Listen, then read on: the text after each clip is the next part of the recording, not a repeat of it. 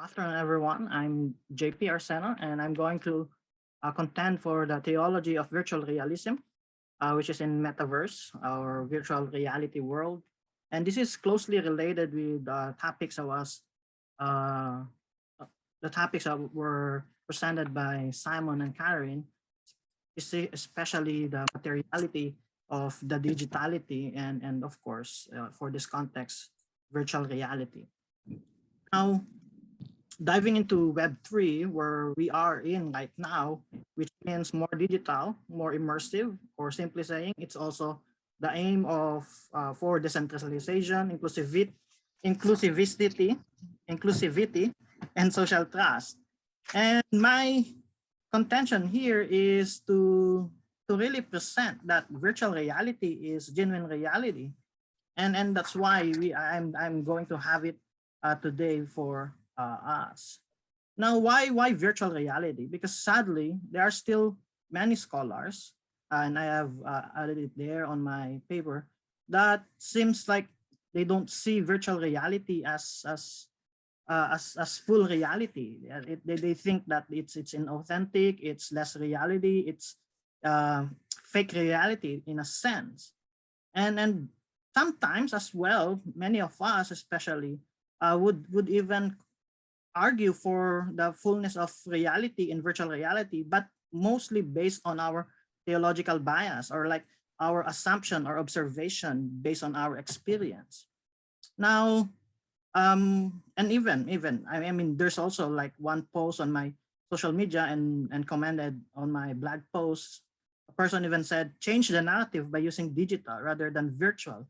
As there's a lot of baggage attached to virtual, and I beg it's not true. Hence, this is my purpose. Now, if you are already believing that virtual reality is genuine reality, then this paper affirms your position. And if not, I hope and pray after listening to Simon and Catherine, you are already persuaded that virtual reality is genuine reality. Now, uh, my paper is grounding from Chalmers' philosophical view of virtual realism. But my outline here is the VR myths, VR origins, definition, and the four realms, which is my method, the biblical, philosophical, cultural realms of reality. And I will conclude with the core VR, which is also the full dive VR or virtual realism. Now, again, my aim here, again, I'm going to repeat it one more time, is to present VR as genuine reality. A proper theological lens, especially for our conference today, is that having a proper theological lens of VR is essential to further shape the digital culture. Just like what Heidi Campbell said on her four provocations, that one thing about digital theology is being prophetic, or being one step ahead of our time, and not just reacting to what's happening surrounding us. Hence, presenting this genuine reality of virtual reality. Now, there are many myths and truths, and I would just going to cite some here. First is, of course, the myth that virtual reality is a partial Gnosticism, or like it is a Gnostic philosophy, or they would even say it's excarnated as opposed to incarnational or disembodied. And we have heard a while ago to the two presenters a while ago. Indeed, it is not. It is not disembodied. It is not excarnated. It's not disincarnation, but it is authentic. It is embodied. Likewise, it is fully real. It's genuine, and especially it is not a mere escapism, or many would also contend when it comes to virtual reality. I think VR, not I think, I mean, based on the research that I've done in the paper that I've written, I think I overdid the paper as well. VR is digital, material, and authentic. And I was even looking on the things about what VR is made of a while ago, after Catherine presented the materiality of her laptop or Mac. Now, another point here is divine immanence and in VR worlds, which were in was also presented to Kyle and Chad a while ago, and I really love how everything is interconnected in our conference, and it really pursues the goal that I have for us today. And finally, just a little definition here: virtual reality world is quite different when it comes to virtual worlds. Virtual worlds are like there's games on it. Virtual worlds are like what do you call this one? The Roblox and other Minecraft. Those things, they are 2D in their form, in their software form. Virtual reality is more of a 3D, immersive, interactive, and fully digital. So there's a quite like a fine difference, with fine distinction with the two things. So what I'm going to emphasize here is the virtual reality world. And virtual reality world originated first, of course, with the idea of many ancient philosophers. Zhuangzi from China, Plato from Greece, and even the Vishnu Maya philosophy of Hinduism. And in here, and I've shown there a picture of a cave.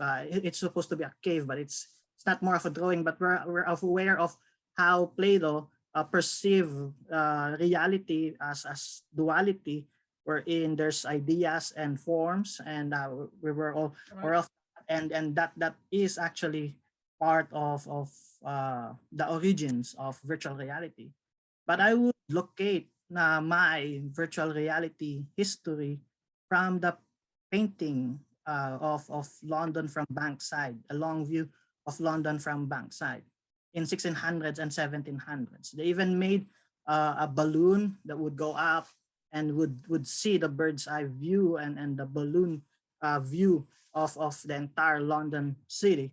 And that is the start of virtual reality, because they would like to see a panoramic view in painting as a method, and be immersed in that design and that art. And of course, finally, there's Sensorama until Oculus.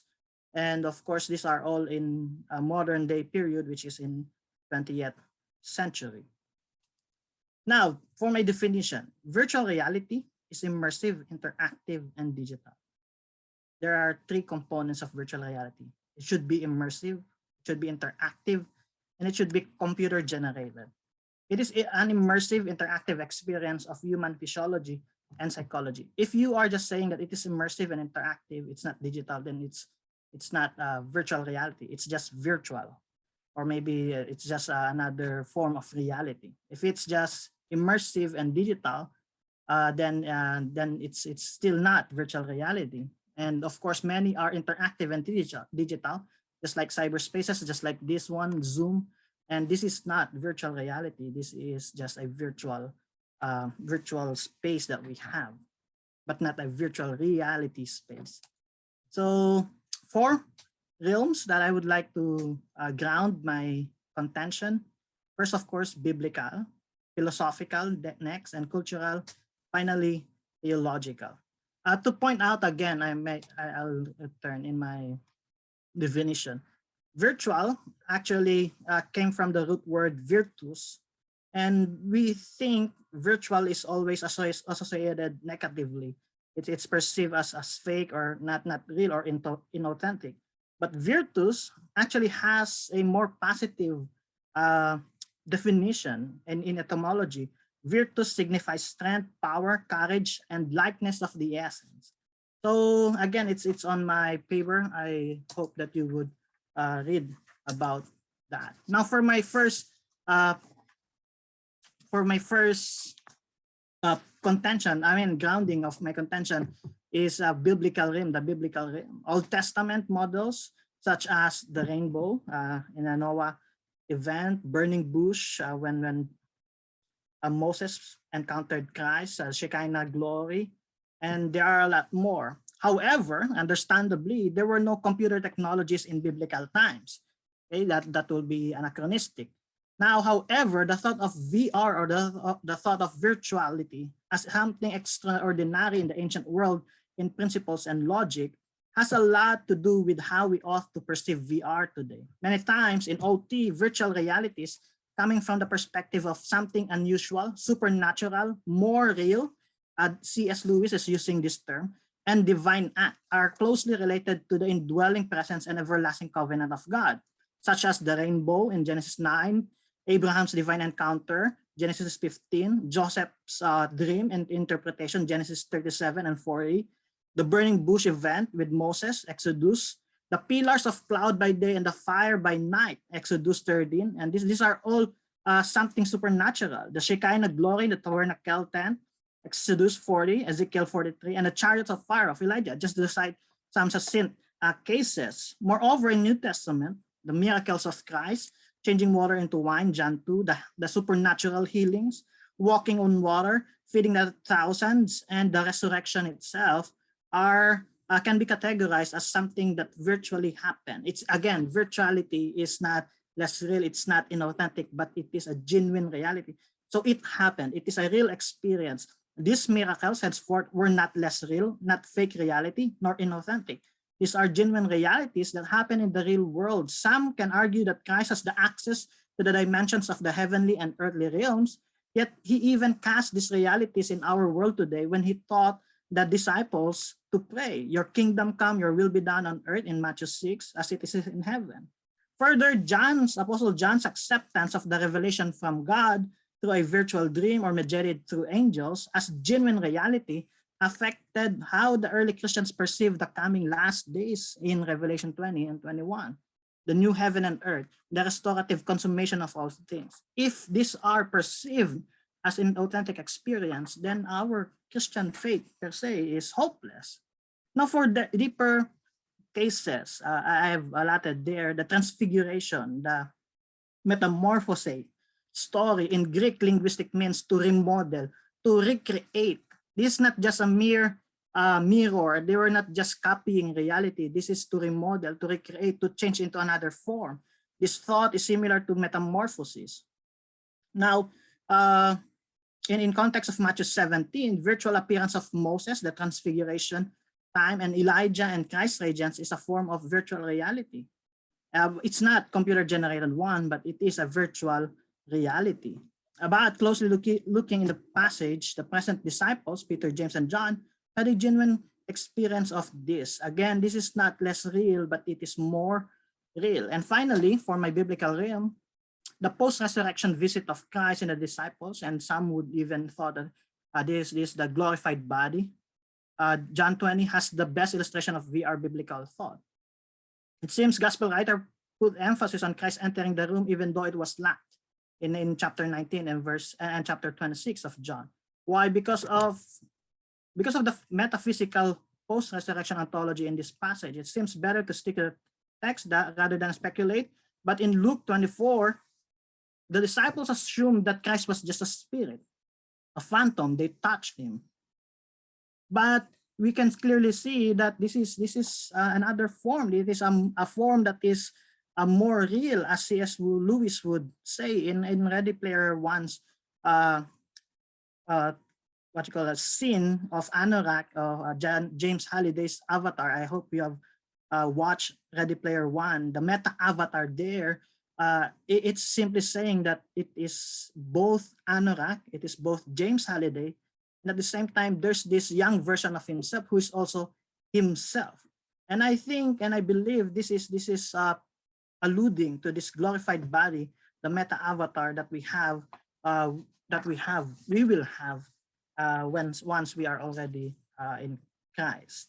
Now, to the main argument here, the philosophical realm of virtual realism based on David Chalmers. And again, virtual reality as digital is physical or material, as stated. VR is grounded from the thesis of, or the philosophy of it from bit of John Wheeler. Wheeler said every physical reality, every it, derives its ultimate significance from bits, binary yes or no indications, a conclusion which we epitomize in the phrase if from bit.